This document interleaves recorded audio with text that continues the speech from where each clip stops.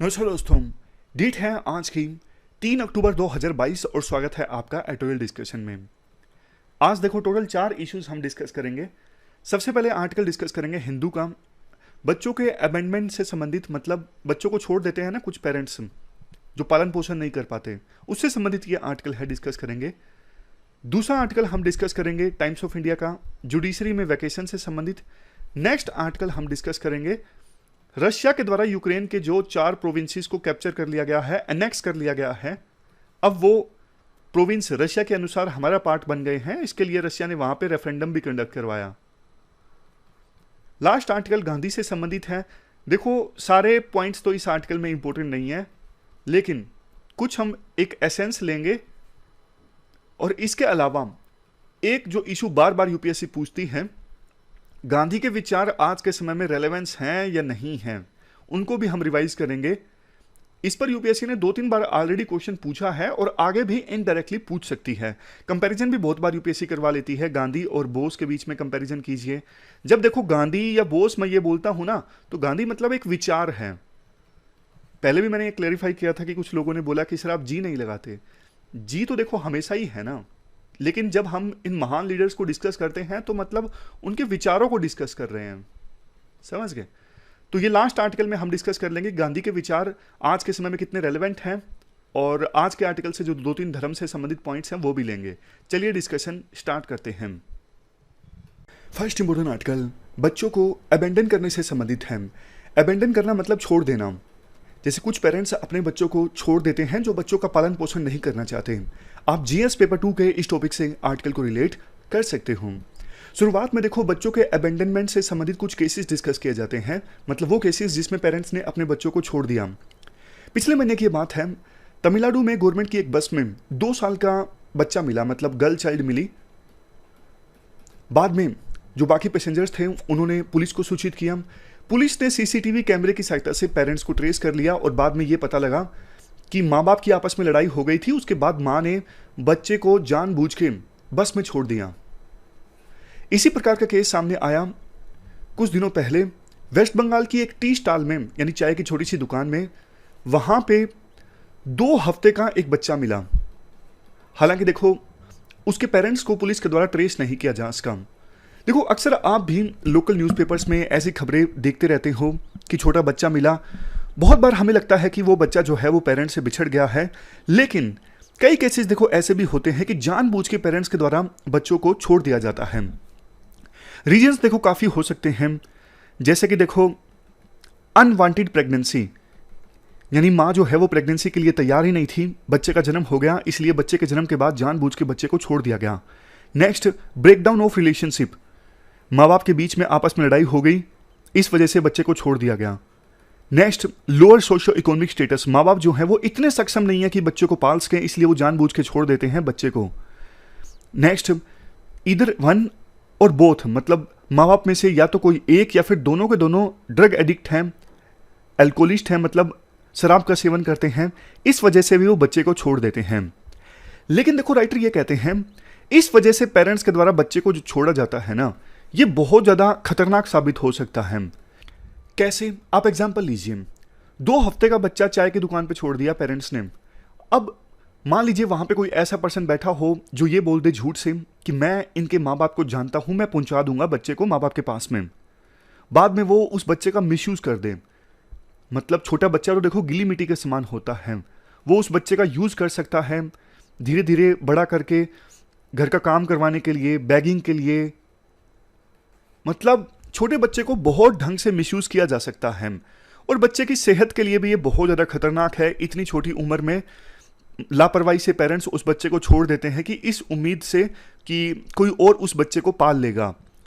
तो क्वेश्चन ये उठता है कि वो माँ बाप जो अपने बच्चे का पालन पोषण नहीं कर पाते, परवरिश नहीं दे पाते, तो उनके लिए क्या प्रोविज़न है? उनके लिए देखो एक बहुत ही सिंपल प्रोविज़न है, जुवेनाइल जस्टिस एक्ट 2016 में आया था। इस एक्ट में ये बोला गया है सीधा सीधा कि वो पेरेंट्स जो अपने बच्चों का पालन पोषण नहीं कर सकते, वो जुवेनाइल जस्टिस एक्ट 2016 के तहत गठित किए गए एक कमेटी के पास अपने बच्चे को सबमिट करवा सकते हैं। उस कमेटी का नाम है चाइल्ड वेलफेयर कमेटी। ये देखिए, जुवेनाइल जस्टिस एक्ट 2016 के बजाय 2015 में आया था। मैंने 16 बोल दिया ना, 15 में आया था। तो इस एक्ट के तहत ना एक कमेटी गठित की गई थी, चाइल्ड वेलफेयर कमेटी। इस कमेटी के पास में पेरेंट्स अपने बच्चों को सरेंडर कर सकते हैं। ये कमेटी थोड़े बहुत क्वेश्चंस तो पूछेगी पेरेंट्स से, ये इंश्योर करने के लिए कि बच्चा उन्हीं का है और क्या रीजन है वो बच्चे का पालन पोषण नहीं कर पा रही हैं, ताकि ये सुनिश्चित किया जा सके कि बच्चा किडनैप नहीं है। लेकिन थोड़े बहुत बेसिक क्वेश्चंस पूछने के बाद ये कमेटी बच्चे को रख लेगी और बाद में उस बच्चे की आइडेंटिटी को भी नहीं रिवील किया जाएगा, ना ही पेरेंट्स की आइडेंटिटी को। ये होता है ना कि बहुत से पेरेंट्स को डर लगता है, कहीं हमने चाइल्ड वेलफेयर कमेटी को अपना बच्चा सौंपा तो हमारी बेइज्जती हो जाएगी समाज में। लेकिन यह भी प्रोविजन है कि चाइल्ड वेलफेयर कमेटी ना तो बच्चे की ना ही पेरेंट्स की आइडेंटिटी पब्लिक के सामने रिवील करेगी। अब देखो कितना बड़ा ये पैराडॉक्स है, अनफॉर्चुनेट चीज है, जहां एक तरफ इतने सारे पेरेंट्स जिनके बच्चे नहीं हैं वो लाइन में लगे हुए हैं बच्चा एडॉप्ट करने के लिए। जैसे आंकड़ा है 16 दिसंबर 2021 का, इस दिन जहां एक तरफ देखो सिर्फ 2430 बच्चे लीगली फ्री किए गए थे एडॉप्शन के लिए, मतलब डिक्लेयर किए गए थे कि इतने बच्चे फ्री हैं एडॉप्ट करने के लिए। लेकिन दूसरी तरफ 26,734 इतने पेरेंट्स लाइन में थे बच्चे को एडॉप्ट करने के लिए। यानी डिमांड एंड सप्लाई के बीच में गैप है, बच्चों की सप्लाई कम है एडॉप्शन के लिए, लेकिन पेरेंट्स ज़्यादा डिमांड कर रहे हैं कि हमें बच्चे चाहिए। इतने पेरेंट्स कतार में हैं लेकिन उनको बच्चा नहीं मिल पा रहा है। दूसरी तरफ बहुत से पेरेंट्स ऐसे हैं जो लापरवाही से अपने बच्चे को इधर उधर छोड़ देते हैं। तो ये कितना बड़ा पैराडॉक्स है। इसके पीछे जानते हो सबसे बड़ा रीजन रिस्पॉन्सिबल क्या है? अवेयरनेस, यानी जानकारी का अभाव। बहुत बार देखो लोगों को जानकारी नहीं होती, खास करके उन लोगों को जो पढ़े लिखे नहीं हैं। तो समाज से ना बहुत सारी गलत चीज़ों को, बुराइयों को दूर किया जा सकता है अवेयरनेस की सहायता से। वैसे सुप्रीम कोर्ट का भी हाल ही में एक बहुत बढ़िया जजमेंट आया एमटीपी एक्ट से संबंधित। 2021 में रूल्स आए थे, उसमें सिंगल वुमन को छोड़ दिया गया था, लेकिन हाल ही में सुप्रीम कोर्ट की जो जजमेंट आई उसमें बोला गया कि सिंगल जो वुमन है वो भी एबॉर्शन करवा सकती हैं 20 से लेकर 24 हफ्तों के बीच की अगर प्रेगनेंसी है तो। लेकिन देखो अभी एमटीपी रूल्स 2003 के रूल नंबर 3 क्लास बी में बदलाव नहीं किया गया है। इस वजह से लोअर कोर्ट्स जो हैं वो अभी भी सिंगल मदर्स को रोक सकती हैं प्रेगनेंसी के लिए। मतलब लोअर कोर्ट्स जो हैं अभी भी डिफरेंट इंटरप्रिटेशन अपना सकती हैं। फिर से उसी पॉइंट पे आते हैं, अवेयरनेस कैसे स्प्रेड की जाए। देखो खास करके रूरल एरियाज में ऐसा देखने को मिलता है, आशा वर्कर्स, दाइज, आंगनवाड़ी वर्कर्स, इनका ना बहुत स्ट्रॉन्ग नेटवर्क होता है। इनको पता होता है कौन प्रेगनेंसी से खुश है, कौन प्रेगनेंसी से खुश नहीं है। तो इनकी सहायता से संपर्क साधा जा सकता है ऐसी मदर से जो प्रेगनेंसी से खुश नहीं है, ताकि उनको बताया जा सके कि ये भी एक सॉल्यूशन है, ये भी एक अल्टरनेटिव है। उसके लिए इस प्रोग्राम में नर्सिंग होम का जो स्टाफ है ना, इनको भी इंक्लूड किया जा सकता है। लास्ट में राइटर एक और सॉल्यूशन बताते हैं कि देखो अवेयरनेस फैलाने की आवश्यकता है कि वो पेरेंट्स जो अपने बच्चे का पालन पोषण नहीं करना चाहते हैं ना, और उन्हें पता भी नहीं है कि चाइल्ड वेलफेयर कमेटी कहाँ पे मिलेगी, वो इंटरनेट का इस्तेमाल भी नहीं करते हैं। अगर वो पेरेंट्स किसी भी police officer, public servant, child line services, NGOs, voluntary organisation, child welfare officer, probation officer, social worker, public spirited person, nurse, doctor, किसी के पास भी अपना बच्चा छोड़ देते हैं ना, तो इनको 24 घंटे के अंदर अंदर बच्चे को देना होता है चाइल्ड वेलफेयर कमेटी को। ये रूल है। अगर ऐसा वो नहीं करते हैं, रिपोर्ट नहीं करते हैं, तो ये क्रिमिनल ऑफेंस माना जाता है जुवेनाइल जस्टिस एक्ट के अकॉर्डिंग। तो बस आवश्यकता ये है कि इन प्रोविजंस को ना वाइडली पब्लिसाइज किया जाए, लोगों को पता लगे कि हाँ ये भी प्रोविजन है। तो ये पूरा आर्टिकल हमने डिस्कस किया चाइल्ड अबेंडमेंट की समस्या से संबंधित। अब इसके बाद देखो नेक्स्ट जो आर्टिकल है ना, वो जजेस की वैकेशन से संबंधित है। आप जीएस पेपर 2 में जो जुडिशरी की फंक्शनिंग का टॉपिक है ना, वहां से इस आर्टिकल को रिलेट कर सकते हो। क्या कंटेक्स्ट है? कंटेक्स्ट एज सच कुछ नहीं है। राइटर शुरू में इंट्रोडक्शन में ये बोलते हैं कि देखो एक्सेसिव वर्क हर एक की प्रोडक्टिविटी को नुकसान पहुंचाता है। आप एक दिन में अगर देखो 18 घंटे पढ़ लोगे तो आपकी सेहत को नुकसान पहुंचेगा। हो सकता है कि आप अगले दिन ना पढ़ पाओ। मतलब साफ है, अगर प्रोडक्टिविटी को इंश्योर करना है तो थोड़ा रेस्ट तो आपकी बॉडी को चाहिए। अब इसके लिए देखो समय समय पर वैकेशन ली जा सकती है बॉडी को आराम देने के लिए। जैसे स्कूलों में आपने देखा होगा, बच्चे पढ़ते हैं, स्टडी करते हैं, मई जून में उनकी स्कूलों की छुट्टियां हो जाती हैं, विंटर वैकेशन भी उनकी होती है। राइटर कहते हैं देखो छोटे बच्चों की अलग बात है, स्कूलों में होते हैं, छोटे होते हैं और वो पढ़ रहे होते हैं, लेकिन जुडिशरी में भी हर साल वैकेशन का प्रोविजन है, summer vacation, winter vacation. President की प्रायर अप्रूवल के बाद में चीफ जस्टिस ऑफ इंडिया हर साल वैकेशन का नोटिफिकेशन जारी करते हैं कि इस साल इतने डेट से लेके इतने डेट के बीच में वैकेशंस रहेंगी। ऑलरेडी देखो जुडिशरी में पेंडिंग केसेस की संख्या कितनी ज़्यादा है। फिर इस प्रकार से वैकेशन पर जजेस जाते हैं लंबे समय के लिए, तो केसेस की जो संख्या है वो बढ़ती जाती है और हमारे देश में क्रिमिनल जस्टिस सिस्टम कॉम्प्रोमाइज़ हो जाता है। अगर देखो किसी एक जज को थकावट महसूस हो रही है तो 2-3 दिन की वो छुट्टी ले सकता है, लेकिन महीने महीने तक की छुट्टी को जस्टिफाई नहीं किया जा सकता। अनेकों रिकमेंडेशंस समय समय पर दी जा चुकी हैं इससे संबंधित, लेकिन उनको अमल में नहीं लाया जाता। जैसे जस्टिस मल्लिमाथ कमेटी की रिपोर्ट आई थी 2003 में क्रिमिनल जस्टिस सिस्टम के ऊपर रिफॉर्म से संबंधित। इसमें एक सेक्शन कोर्ट वैकेशंस से भी संबंधित था। कमेटी में यह कहा गया जुडिशरी के अलावा, कोर्ट्स और स्कूल्स के अलावा कोई गवर्नमेंट ऑर्गेनाइजेशन जो है वो वैकेशन पर नहीं जाती है। स्कूलों की वैकेशन समझा जा सकता है, बच्चे पढ़ रहे होते हैं, लेकिन कोर्ट की वैकेशन समझ से परे हैं। कुछ देश ऐसे हैं जहां पे वैकेशन का प्रोविजन है, लेकिन ज़्यादातर देशों में वैकेशन का प्रोविजन नहीं है। फ्रांस और यूएसए में देखिए जजेस वैकेशन पर नहीं जाते हैं लंबे समय के लिए, हॉलीडेज जरूर लेते हैं। 1-2 जज ने हॉलीडे लिया तो पूरी जज का कामकाज प्रभावित नहीं होता है। पास्ट में देखो कई सारे चीफ जस्टिस ऑफ इंडिया ने भी कोशिश की कि वैकेशंस को एलिमिनेट कर दिया जाए। जैसे chief justice of India Lodha ने 2014 में कोशिश की कि वैकेशंस को एलिमिनेट कर दिया जाए। 2016 में सीजीआई जस्टिस ठाकुर ने कोशिश की और उन्होंने अपील की वेरियस हाई कोर्ट से कि आप वैकेशंस पर मत जाइए और केसेस को हैंडल करते रहिए। फिर उसके बाद में जब जस्टिस चंद्रचूड़ जो अभी सुप्रीम कोर्ट के जज हैं, ये इलाहाबाद हाई कोर्ट के चीफ जस्टिस थे, इन्होंने भी वॉलंटरी यानी अपने आप से समर वैकेशन को गिव अप कर दिया और काम करते रहे उस दौरान जब बाकी जज जो है वो छुट्टियों पर जाते हैं। वैसे लॉ कमीशन की 230वीं जो रिपोर्ट है उसमें भी ये कहा गया कि वैकेशन की जो ड्यूरेशन है वो छोटी होनी चाहिए, लेकिन देखो अभी भी इन सब रिकमेंडेशंस का कोई असर नहीं पड़ा है वेरियस कोर्ट्स पर, और वैकेशंस पर जजेस जाते हैं गर्मियों में और सर्दियों में। तो एनुअल लीव जो है उसकी संख्या को कम किया जाए जजेस की, ताकि जल्द से जल्द जो केसेस की पेंडेंसी है उसको ख़त्म किया जा सके। ये पूरा आर्टिकल हमने डिस्कस किया। अब चलते हैं आगे। इसके बाद नेक्स्ट आर्टिकल यूक्रेन रशिया वार से संबंधित है। आप जीएस पेपर 2 से इस आर्टिकल को रिलेट कर सकते हो। देखो फरवरी में रशिया ने यूक्रेन के ऊपर अटैक किया था, तब से लेके अभी तक क्या सिचुएशन है। ऑलमोस्ट 15 से 20% एरिया जो है यूक्रेन का वो रशिया ने एनेक्स कर लिया है। देखो ये सारा जो एरिया है ना, क्रीमिया को छोड़ दें, क्रीमिया पर रशिया ने अपना अधिकार स्थापित कर लिया था 2014 में रेफरेंडम के बाद में, क्योंकि वहां पे ज़्यादातर रशियन बोलने वाले लोग थे, तो रेफरेंडम करवाया गया, ज़्यादातर लोगों ने बोला हमें रशिया में रहना है।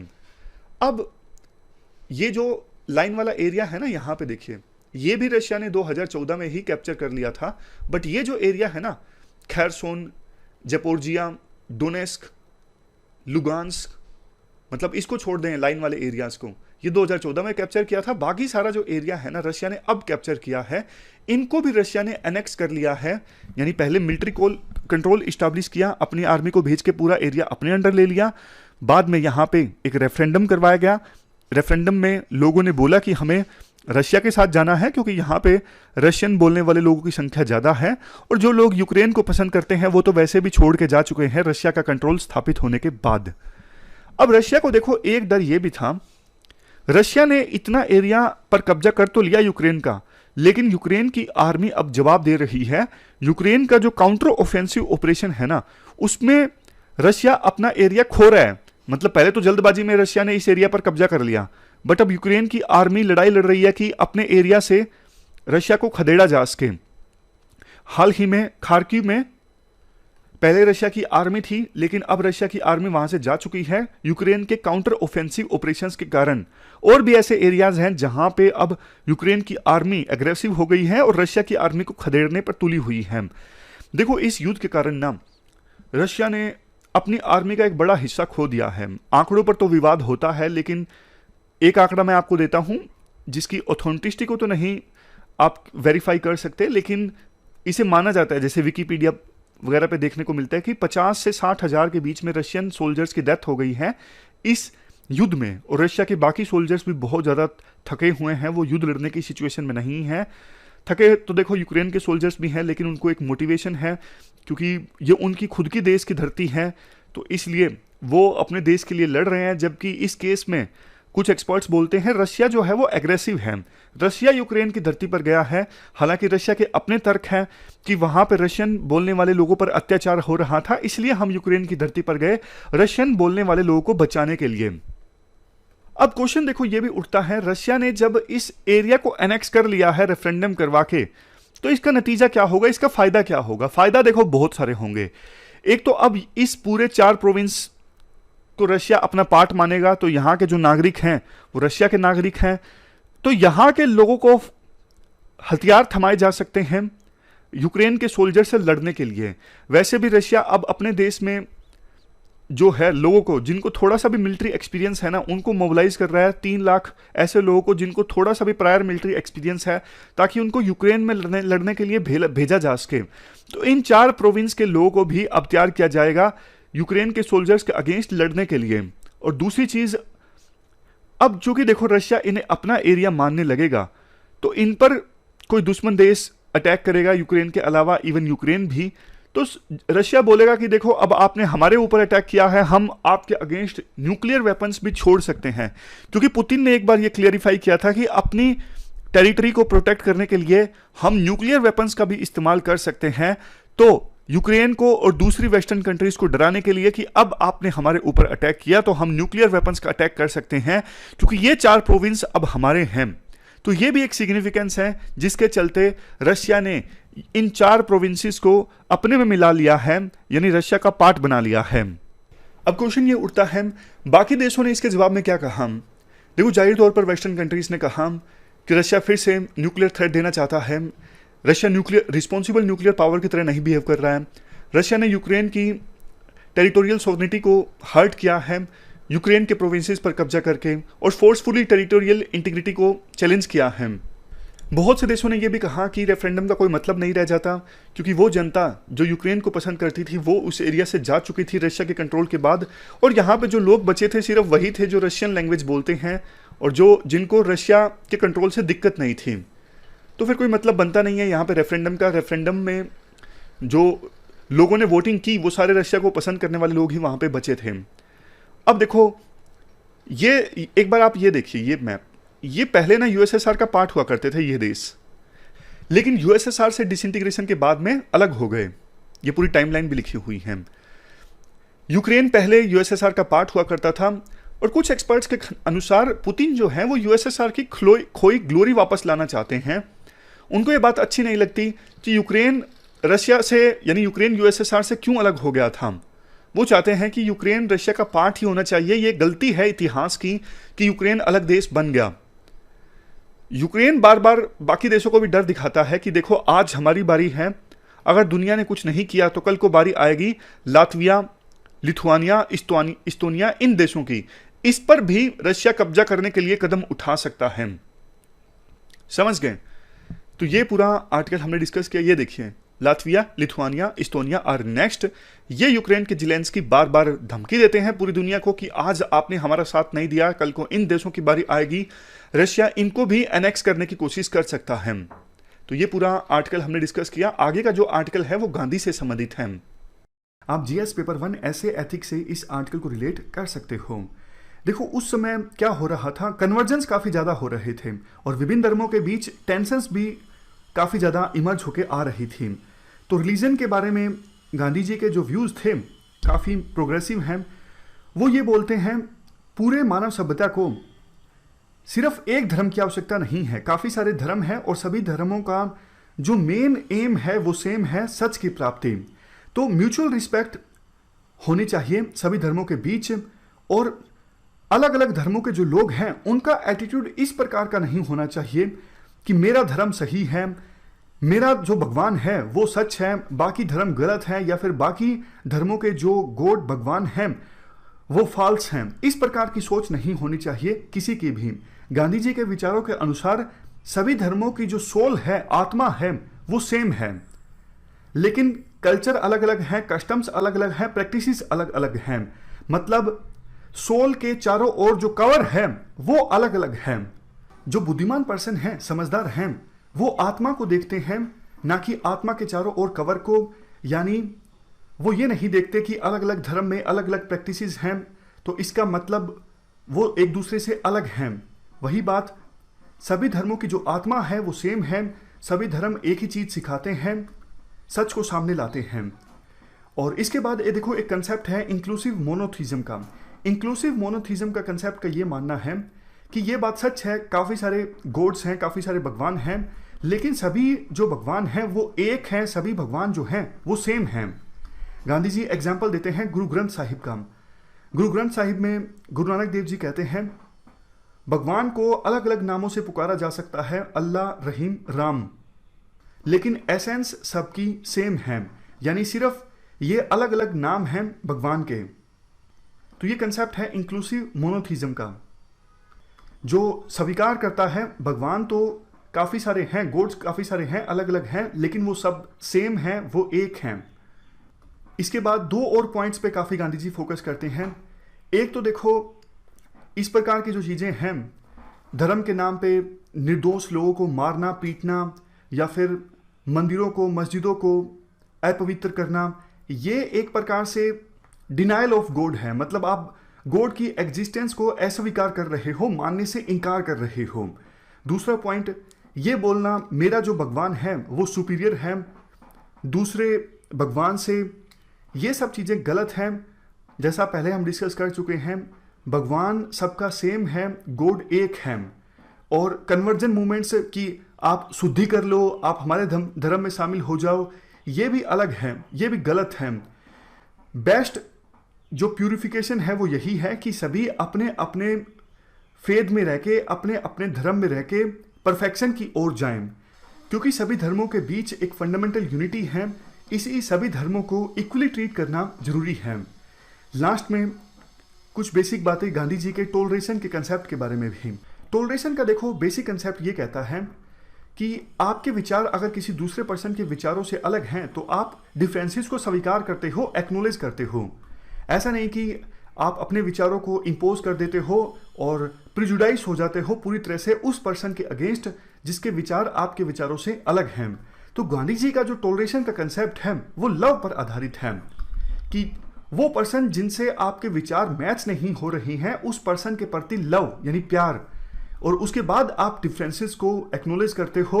और आमतौर पर जो टोलरेशन का कंसेप्ट प्रचलित होता है वो हेट्रेड के आधार पर प्रचलित होता है कि नफरत है दूसरे पर्सन के प्रति, लेकिन फिर भी आप चुप हो, आप स्वीकार कर रहे हो। लेकिन ठीक इसके उलट गांधी जी का जो टोलरेशन का कंसेप्ट है वो लव पर बेस्ड है, वो हेट्रेड पर बेस्ड नहीं है।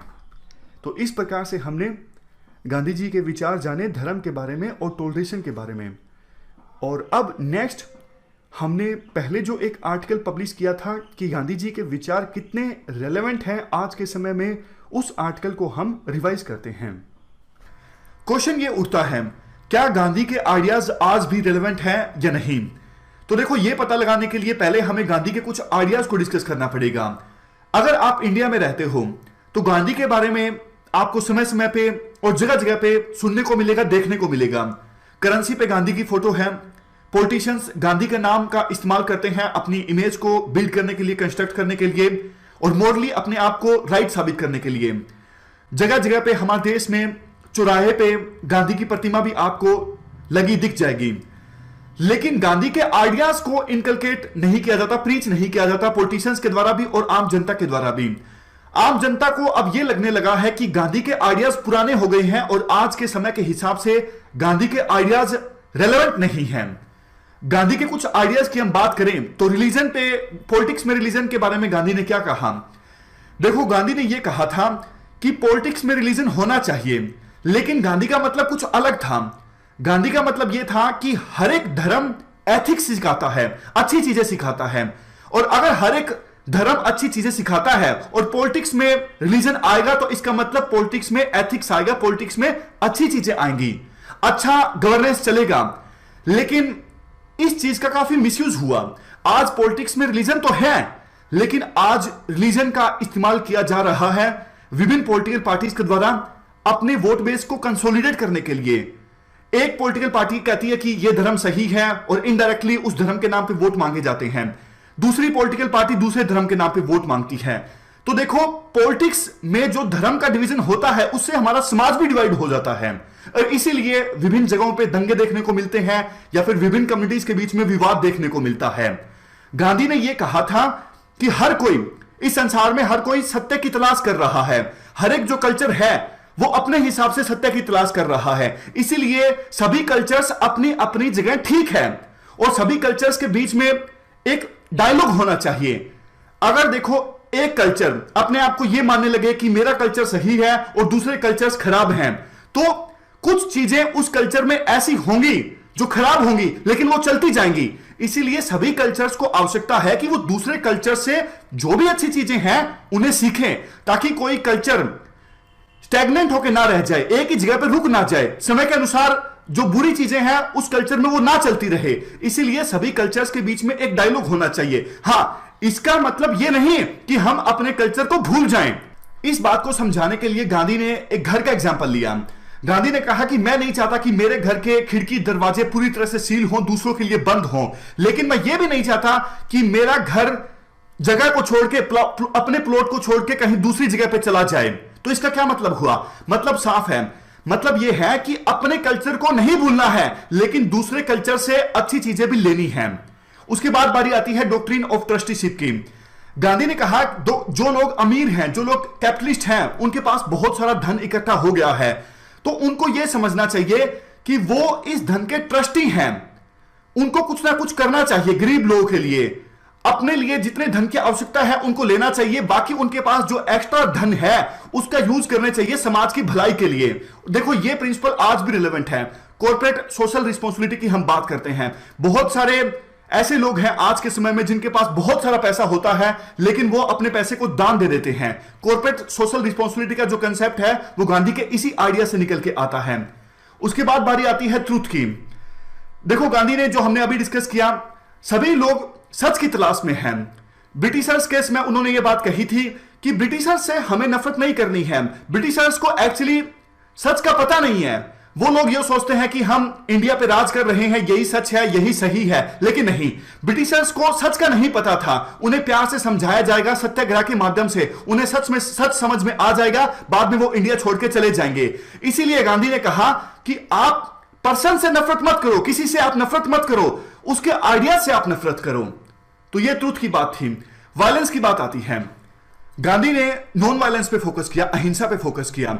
और गांधी का मतलब वायलेंस से सिर्फ फिजिकल वायलेंस से नहीं था। अगर देखो, आज के समय में हम इन्वायरमेंट को बहुत ज्यादा नुकसान पहुंचाते हैं, पोल्यूशन बहुत ज्यादा करते हैं, वातावरण को नुकसान पहुंचाते हैं, तो यह भी एक तरह का वायलेंस है। हम हमारे मन में किसी को नुकसान पहुंचाने की सोचते हैं, किसी के बारे में नफरत रखते हैं, यह भी एक तरह का वायलेंस है। तो गांधी के हिसाब से वायलेंस की डेफिनेशन बहुत बड़ी थी। और नॉन वायलेंस का मतलब सिर्फ फिजिकल नॉन वायलेंस नहीं, आप किसी को नुकसान नहीं पहुंचा रहे हो या फिर आप इन्वायरमेंट को नुकसान नहीं पहुंचा रहे हो, इसका मतलब यह नहीं कि ये नॉन वायलेंस सिर्फ ये है। अगर आप सबको इक्वली प्यार करते हो, सबको रिस्पेक्ट करते हो, तो इस प्रकार के आइडियाज से भी नॉन वायलेंस को प्रमोट किया जा सकता है। तो नॉन वायलेंस का मतलब गांधी के हिसाब से बहुत ज्यादा ब्रॉड था। उसके बाद बारी आती है डिवीजन ऑफ लेबर की। देखो, वर्ना सिस्टम पे काफी विवाद होता है। कुछ लोग कहते हैं कि गांधी ने वर्ना सिस्टम को सपोर्ट किया। नहीं, गांधी ने सपोर्ट किया डिवीजन ऑफ लेबर को। गांधी ने कहा सोसाइटी में स्टेबिलिटी लाने के लिए, समाज को आगे ले जाने के लिए लेबर का डिवीजन होना चाहिए। एक निश्चित रूप से मैकेनिज्म होना चाहिए कि ये पर्सन ये काम करेगा, दूसरा पर्सन ये काम करेगा। लेकिन होता क्या है, कई बार कोई पर्टिकुलर लेबर को रिस्पेक्ट नहीं दी जाती, जैसे फिजिकल लेबर को या फिर जो लोग मजदूरी करते हैं उनको समाज में प्रॉपर रूप से रिस्पेक्ट नहीं मिल पाती। तो इसीलिए गांधी ने एक बात कही थी कि सबको जीवन में कुछ ना कुछ फिजिकल लेबर जरूर करनी चाहिए, कम से कम अपनी रोटी कमाने के लिए। इससे जो लोग मजदूरी करते हैं उनके लिए डिसरिस्पेक्ट नहीं होगी समाज में। होता क्या है, कई बार जो लोग इंटेलेक्चुअल काम करते हैं, पढ़े लिखे होते हैं, लोग ये मानते हैं कि ये अच्छा काम कर रहे हैं, और जो लोग मजदूरी करते हैं उनके काम को ठीक नहीं माना जाता। सभी लेबर इक्वली है, वो भी अपने हिसाब से जो लोग लेबर करते हैं ठीक काम कर रहे हैं। ऐसा नहीं है कि कोई काम सही है या फिर कोई काम गलत है। इसीलिए गांधी ने वो बात कही थी कि सबको थोड़ा थोड़ा फिजिकल लेबर जरूर करना चाहिए, ताकि उन लोगों की डिग्निटी मेंटेन हो सके जो लोग मजदूरी करते हैं। तो ये डिवीजन ऑफ लेबर का कंसेप्ट था। उसके बाद बारी आती है मीन्स एंड एंड्स की। गांधी का देखो कहना यह था कि आप मीन्स को अच्छा रखो, एंड्स खुद ब खुद अच्छा हो जाएंगे। अगर बीज हमने अच्छे बोए हैं तो पेड़ अच्छा पैदा होगा ही। इसका बिल्कुल सिंपल सा एग्जांपल था, नॉन वायलेंस पे बहुत ज्यादा फोकस किया था गांधी ने संघर्ष के दौरान, जब आजादी के लिए संघर्ष चल रहा था उस समय। कुछ लोग कहते थे कि वायलेंस की सहायता से जल्दी से आजादी प्राप्त की जा सकती है, तो गांधी ने यह कहा था कि देखो हो सकता है कि वायलेंस की सहायता से जल्दी आजादी मिल जाए, लेकिन आजादी के मिलने के बाद जिस भारत का हम निर्माण करना चाहते हैं उस प्रकार का भारत का निर्माण नहीं हो पाएगा, क्योंकि मीन्स खराब हैं। अगर हमारे मीन्स अच्छे हैं, अगर हमारा तरीका सही है, तो खुद ब खुद हमारा एंड यानी खुद ब खुद हमारा रिजल्ट अच्छा होगा। तो मीन्स पे गांधी ने फोकस किया था, हमारा मेथड, हमारा तरीका सही होना चाहिए, रिजल्ट अच्छा आएगा ही। गांधी का यह कहना था। नेक्स्ट आइडिया है स्वराज का। स्वराज से गांधी का मतलब यह था कि हर कोई अपना इंडिपेंडेंट रूलर हो, स्टेट की भूमिका कम से कम होनी चाहिए। अगर देखो स्टेट की भूमिका बढ़ती है तो कुछ लोग जिनके पास में सत्ता है वो मार्जिनाइज सेक्शन का या फिर दूसरी क्लास के लोगों का एक्सप्लॉयटेशन स्टार्ट कर देते हैं। इसीलिए गवर्नेंस का सिस्टम ऐसा होना चाहिए कि हर कोई अपना इंडिपेंडेंट रूलर हो। गांधी ने देखो ओशन वेव्स थ्योरी दी थी। अभी क्या है, हायरार्किकल गवर्नेंस सिस्टम है, नीचे 3 टियर या फिर नीचे जनता, उसके बाद स्टेट्स, उसके बाद सेंट्रल गवर्नमेंट, प्राइम मिनिस्टर, इस प्रकार से हमारा मॉडल है। लेकिन गांधी ने यह कहा कि जो गवर्नेंस होनी चाहिए वो इस प्रकार से होनी चाहिए, ओशन के वेव्स की तरह। लोग एक दूसरे को पावर दें।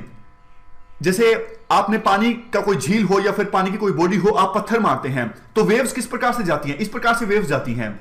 एक वेव दूसरे वेव को धक्का देती है, मतलब धक्का मत मानिए इसको, एक वेव दूसरे वेव को पावर देती है, एनर्जी देती है। उसी प्रकार से ओशन वेव मॉडल में एक पर्सन दूसरे पर्सन को इंपावर करेगा, पावर देगा। लेकिन हायरार्किकल मॉडल में क्या होता है, कुछ लोग तो एलिट बन जाते हैं, उनके पास बहुत सारी पावर इकट्ठा हो जाती है और वो अपनी पावर का मिसयूज करते हैं दूसरे लोगों को एक्सप्लॉइट करने के लिए। अभी देख लीजिए आप, हमारे देश में कुछ लोगों के पास हमेशा पावर रहती है, कोई भी पार्टी की सत्ता हो और उनके पास पावर रहती है और वो अपनी पावर का मिसयूज करते हैं गरीब लोगों को एक्सप्लॉइट करने के लिए और ज्यादा धन इकट्ठा करने के लिए। यह मॉडल गांधी को पसंद नहीं था। गांधी को स्वराज पसंद था, हर कोई पर्सन अपना खुद पे रूल करे, कोई दूसरा पर्सन उसको एक्सप्लॉइट ना करे। तो देखो अब ये सारे आइडियाज हमने डिस्कस किए गांधी के। क्वेश्चन ये उठता है, क्या गांधी के आइडियाज आज भी रिलेवेंट हैं या नहीं? हमारे देश में तो देखो गांधी के आइडियाज को अब कम प्रीच किया जाता है, लेकिन दूसरे देशों में गांधी के आइडियाज का लगातार सम्मान होता जा रहा है, यानी गांधी के आइडियाज के लिए सम्मान बढ़ रहा है दूसरे देशों में, चाहे वो नेल्सन मंडेला हो, दलाई लामा हो या फिर मार्टिन किंग लूथर हो। इन सब ने गांधी के आइडियाज का यूज किया अपने आंदोलन के लिए। इवन अभी जो अरब स्प्रिंग हुई, मिडिल ईस्ट में जो रेवोल्यूशन आई, वहां पे भी गांधी के आइडियाज का यूज किया गया। तो वर्ल्ड के दूसरे हिस्सों में गांधी के आइडियाज का चलन बढ़ता जा रहा है, लेकिन हमारे देश में गांधी के आइडियाज का चलन घट रहा है। लेकिन गांधी के आइडियाज आज भी रेलेवेंट हैं। कैसे? कॉर्पोरेट सोशल रिस्पॉन्सिबिलिटी की हमने बात की, कैसे वो थ्योरी रेलेवेंट है डॉक्ट्रिन ऑफ ट्रस्टीशिप के लिए। स्वराज का कंसेप्ट आज भी रेलेवेंट है। अब तो देखो स्टेट के पास बहुत ज्यादा टूल्स हैं। डेटा का आप एग्जांपल ले सकते हो, डेटा की सहायता से किस प्रकार से स्टेट सिटीजन्स को मॉनिटर कर सकता है और उनके डेटा का मिसयूज कर सकता है अपने फायदे के लिए। तो उस हिसाब से गांधी का जो कंसेप्ट था स्वराज का, हर कोई पर्सन अपना खुद का इंडिपेंडेंट रूलर हो, इस ओशन वेव जो थ्योरी थी वो आज भी रेलेवेंट है। उसके बाद वायलेंस की आप बात कर लीजिए, किसी भी एस्पेक्ट में फिजिकल वायलेंस की आप बात कर लीजिए, विभिन्न देशों में टेररिज्म से किस प्रकार से वायलेंस का यूज किया जा रहा है लोगों को डराने के लिए या फिर सत्ता हथियाने के लिए। तो गांधी का नॉन वायलेंस कंसेप्ट इस एस्पेक्ट में आज भी रिलेवेंट है। आप इन्वायरमेंट के कंसेप्ट में देख लीजिए, पोल्यूशन लगातार बढ़ रहा है, क्लाइमेट चेंज हो रहा है, तो गांधी का जो कंसेप्ट था कि आप इन्वायरमेंट को बहुत ज्यादा नुकसान मत पहुंचाइए, बहुत ज्यादा पोल्यूशन मत कीजिए, नेचुरल रिसोर्सेज को एक्सप्लॉइट मत कीजिए, वो बात आज भी रिलेवेंट है। उसके बाद आप बात कर लीजिए रिलीजन की, पॉलिटिक्स में रिलीजन की। देखो गांधी का आइडिया बिल्कुल सही था कि पॉलिटिक्स में रिलीजन होना चाहिए, रिलीजन का मतलब गांधी का एथिक्स से था, लेकिन पॉलिटिशियंस ने मिसयूज किया गांधी के इस आइडिया का।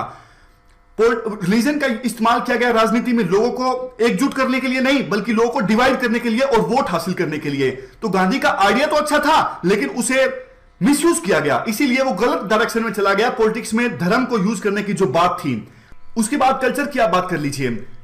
अगर देखो हमारे कल्चर ने दूसरे कल्चर से ना सीखा होता तो आज भी हमारे देश में सती प्रथा चल रही होती। हमने दूसरे कल्चर से सीखा किस प्रकार से सती प्रथा गलत है, वुमन के अगेंस्ट में है, तो इसीलिए हमने सती प्रथा को हम हमारे देश से खत्म कर पाए। हालांकि और भी बहुत सारे रीजंस हैं क्यों हम सती प्रथा को खत्म कर पाए, लेकिन अगर एक कल्चर दूसरे कल्चर से अच्छी चीजें सीखता है तो वो बिल्कुल सही है, जब तक कि पर्सन अपने कल्चर को पूरी तरह से ना भूले। अपने कल्चर को नहीं भूलना है, लेकिन दूसरे कल्चर से अच्छी चीजें भी सीखनी है। उसके बाद मीन्स एंड एंड्स की बात आती है। वो बात आज भी रिलेवेंट है, वो कंसेप्ट आज भी रिलेवेंट है। गांधी ने कहा था कि आपके मीन्स अच्छे होने चाहिए, एंड्स अपने आप ठीक हो जाएगा। देखो आज के समय में कुछ पॉलिटिकल पार्टीज इलेक्शन के समय पे धर्म के नाम पे, जाति के नाम पे या फिर किसी दूसरी आइडेंटिटी के नाम पे समाज को बांटने की कोशिश करते हैं वोट हासिल करने के लिए।